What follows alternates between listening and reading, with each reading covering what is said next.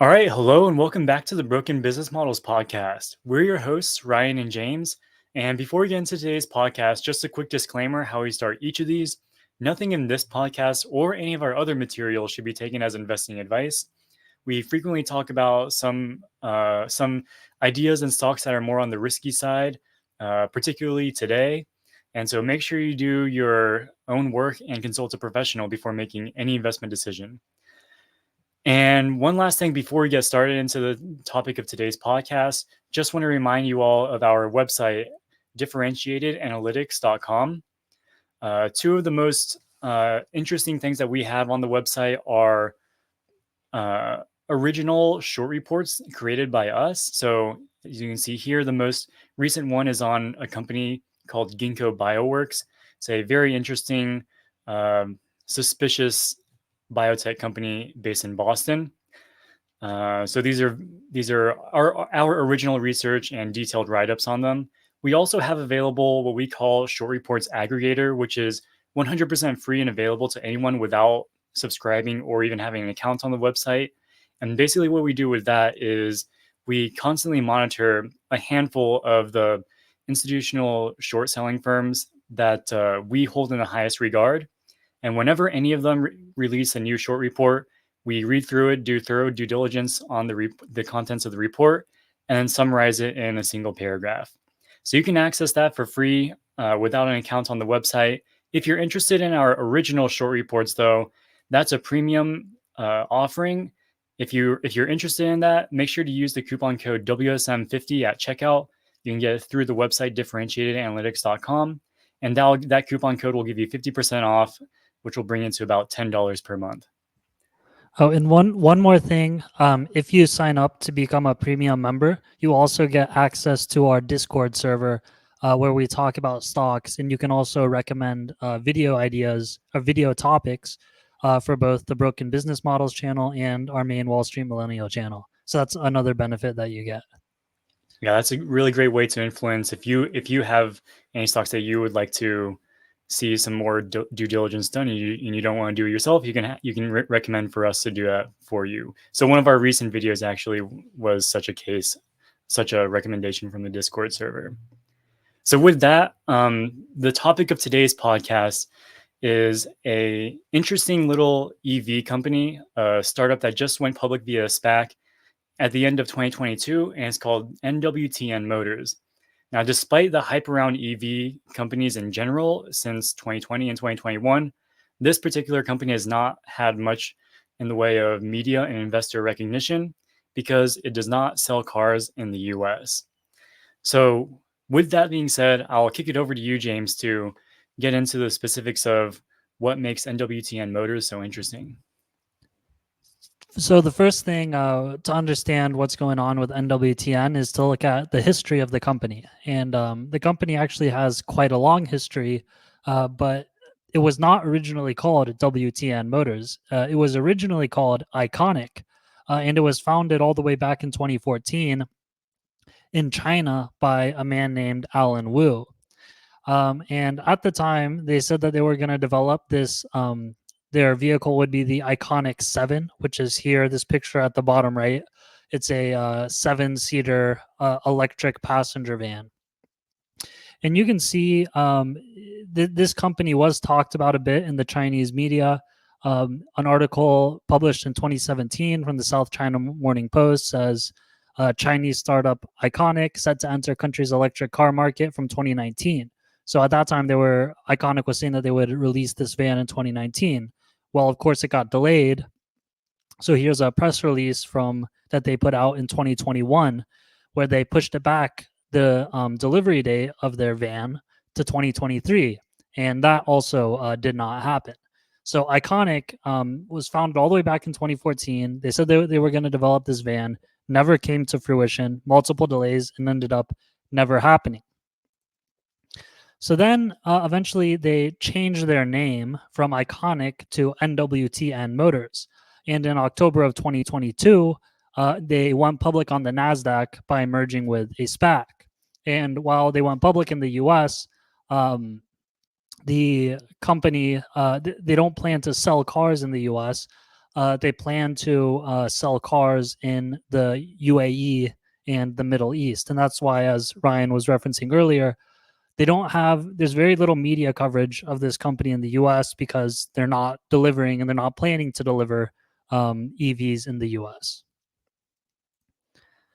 So they claim they have developed and are working on developing 4 different cars. So this blue one on the top left is the Robdan 1.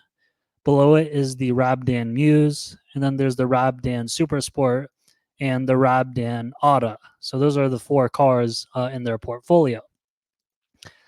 But of those 4 cars, these 2 on the right, the Robdan Super Sport and Robdan Auto, all they are CGI renderings. It appears they do not even have prototypes of these cars yet. So the Super Sport and the Auto are presumably very far in the future, if they will ever be made at all.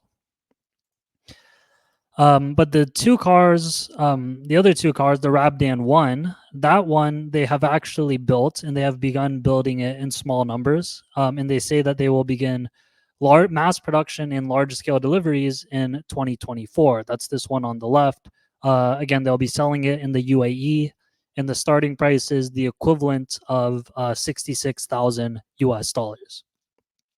Then there's the Robdan Muse, which they have unveiled a prototype of it at some auto shows, but they have not published any videos of the Robdan Muse actually driving.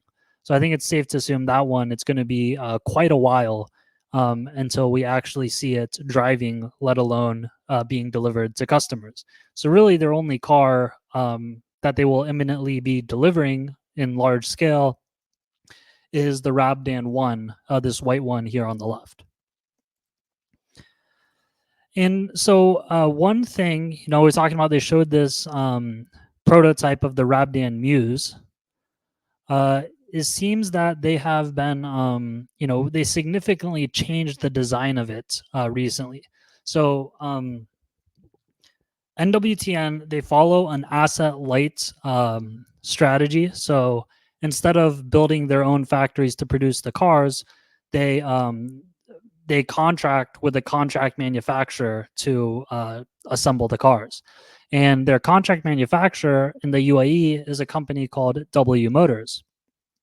And if you go on W Motors, they talk about the Muse, and they still call it the iconic. They still on W Motors website even today, they still call it Iconic Motors. They say they're working with Iconic Motors because the name change from Iconic to NWTN is relatively recent.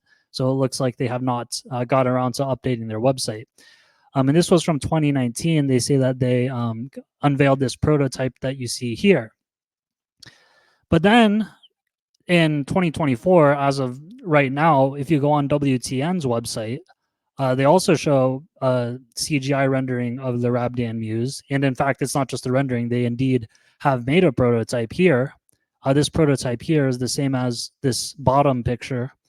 And it looks completely different from this prototype they were showing in 2019. It completely redesigned, right? The one in 2019, the entire wall is a window, and the wheels are different, the shape is different, the slope of the windshield is different. It's like a completely different car. And the fact that they are still making such significant design changes makes me question, how far along they actually are in the development process and when we could ever expect to see this on the road. So that's the situation with the Robdan Muse. I guess basically everything I'm trying to say is that all of these other 3 cars, the Robdan Muse, Super Sport, and Auto, they're all very kind of tenuous and up in the air. The only car that's actually, for real, I mean, as in the immediate future, is the Robdan 1. So so NWTN, they're gonna be delivering it in the UAE, and they're also assembling the cars in the UAE with their contract manufacturer W Motors. But most of the parts of the car, the parts and the components, are going to be made in China. The parts are going to be shipped over from China to the UAE, assembled final assembly will be done in the UAE. That way, they can say that the car is technically made in the UAE, and there are some government benefits and incentives they get from doing that.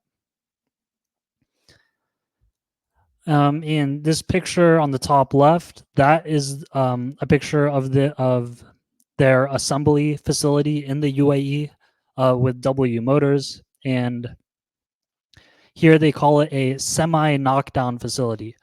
And what a semi-knockdown facility is, that basically just means that all the parts are made in China. They ship them over to the UAE, and then they do the final assembly. So it's kind of an inefficient way to build a car. It'd probably be a lot cheaper and more efficient to just build the whole car and assemble it in China, and then ship the finished product over to the UAE. But they want to say that it's made in the UAE. So that's why they're doing this they have this semi knockdown facility is the technical term for it. Now, one thing that's very interesting about the Robdan 1 is it looks extremely similar to another car called the Voya Free, which is made by a Chinese company called Dongfeng Motor Corporation. And I found on two separate publications, DubaiCars.com and CarSportPK.com. So these are two publications focused on the automobile industry. And both of them say that NWTN licensed the design from Dongfeng Motors. And basically, it's the Robdan 1 is basically the same thing as the Voya Free with different branding on it. So they didn't really even design the car. They just licensed it from this other company, Dongfeng Motors. And if you look at NWTN's regulatory filings, they say that the Robdan 1 was jointly developed by the company NWTN and its partners in China. They don't mention Dongfeng Motors by name, but according to these two different publications that I found, it is basically the same car. They licensed the design and just slap different branding on it. And one of the concerns with that is, as a automobile company, or really any company, the more parts that you outsource, the lower your profit margins will inevitably be, because every supplier that you work with, they themselves have to make a margin. So when you buy their services or whatever you're buying from them, you're buying it at a markup of the cost to produce it. So in the case of NWTN, they're licensing the design from Dongfeng Motors, so they're not even designing the car, and then they're not manufacturing it either.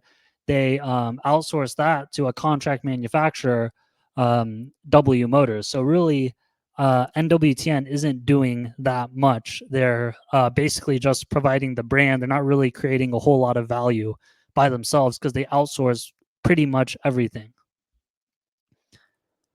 And so now that they have this Robdan 1, starting price, the equivalent of 66,000 US dollars, and they say they will begin large scale deliveries in 2024, this year.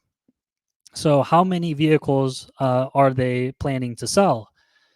So this article here from the N Business, it's from a publication called National News. It's a publication in the UAE. So they cover the automobile industry in the UAE, and they talk to NWTN, and NWTN presumably told them that, so here it says, the car maker NWTN has indicated that it expects sales of the Robdan 1 to exceed 5,000 vehicles over a 5-year period. So 5,000 vehicles over a 5-year period is only 1,000 vehicles a year. And given that the vehicles cost, they sell for $66,000, 1,000 vehicles at $66,000 is $66 million a year of revenue, which is not a whole lot. In fact, it's quite minuscule when you compare it to NWTN's current market cap of $1.2 billion. So even by their own projections and what they're telling the media, this is not really going to be, a huge car that's going to generate a huge amount of revenue.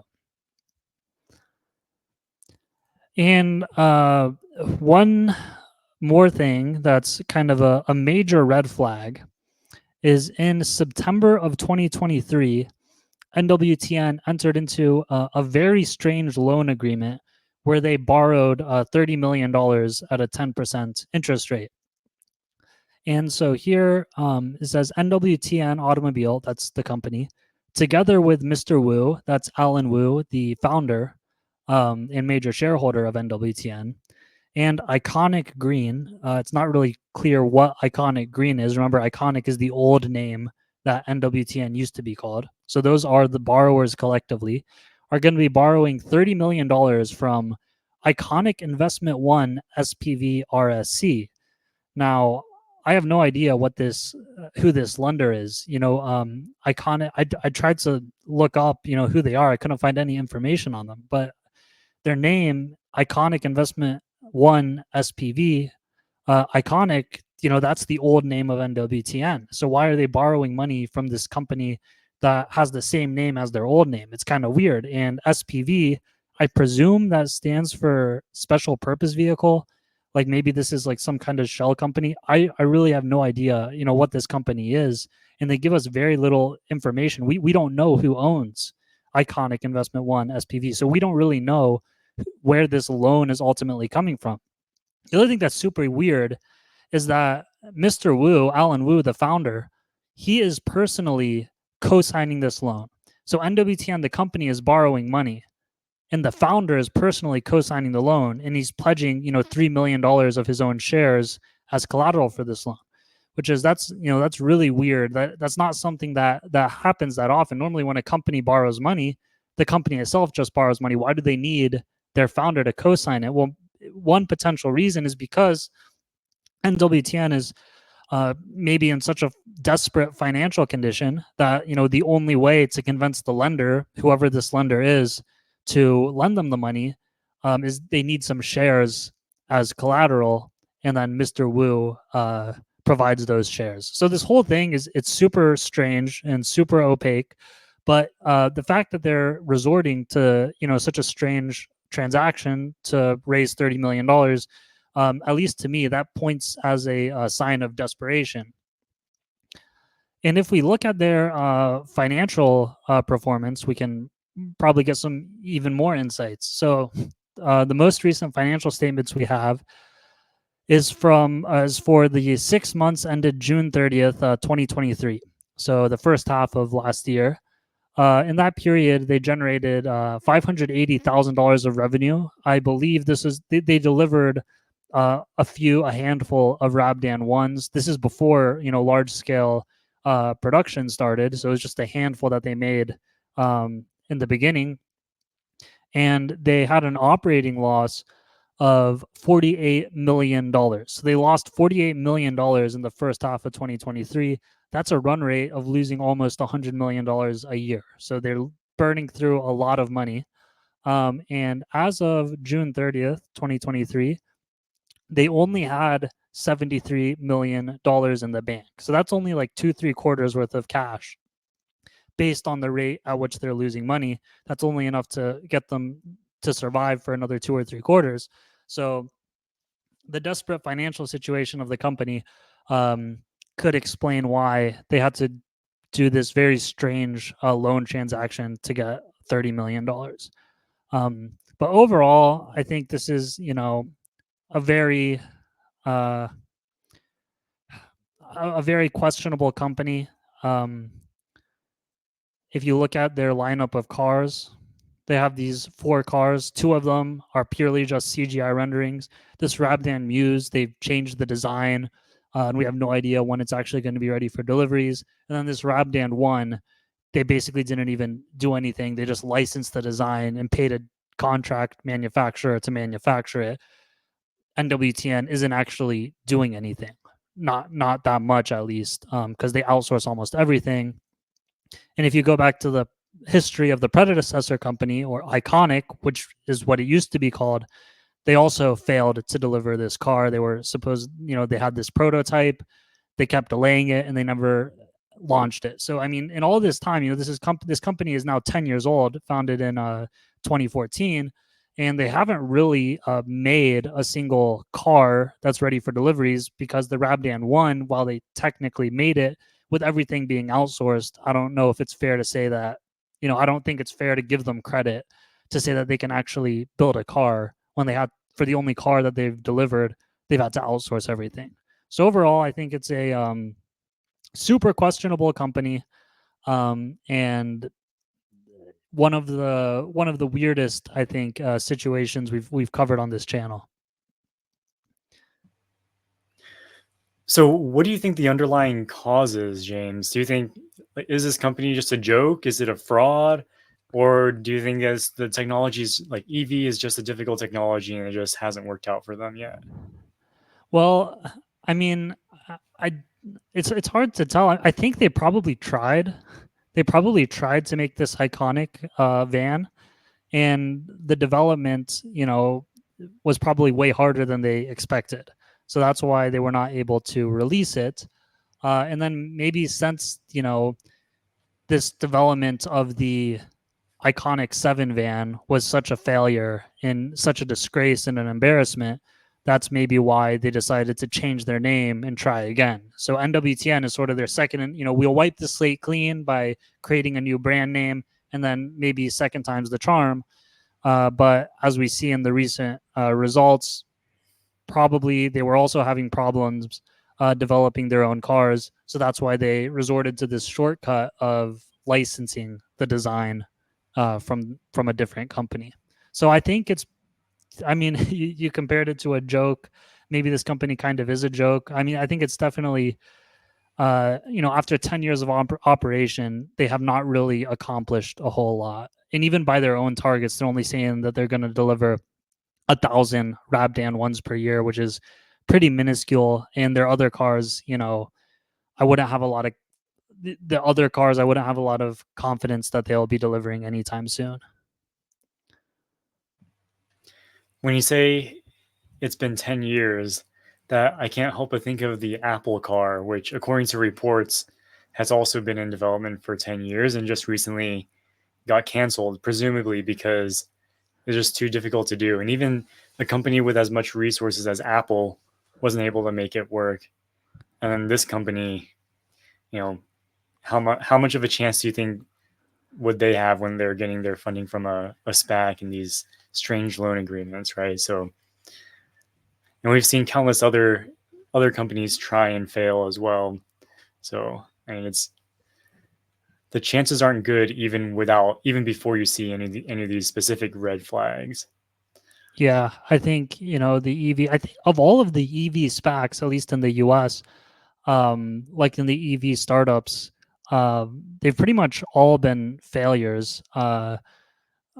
Of the US ones, like think about all the EV companies that went public in 2020 and 2021, there was huge numbers of them, right? There was, Fisker, Lucid, Faraday Future, Canoe, Electric Last Mile, Workhorse, Lordstown Motors. They've all either bankrupt or on the brink of bankruptcy. The only one that's still surviving is Rivian. And Rivian, they have, problems of their own, and it's unclear how much longer they can last. I mean, the only place I think where some of these EV companies have had some of the newer EV startups have had some success is in the Chinese market, because I guess that's a rapidly growing market and they have all these government subsidies. But the point I'm trying to make is, yeah, the EV business has been proven to be extremely difficult to break into, and extremely difficult to create a viable EV business as a startup.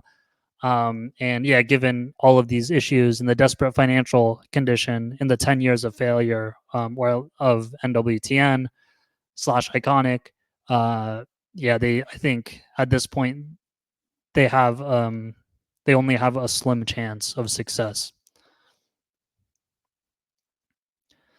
So I think that about wraps it up for everything we had to talk about NWTN Motors. As always, if anybody has any other information about this company or any other thoughts, please let us know in the comments section below. And with that, we will sign out and see you all on the next one.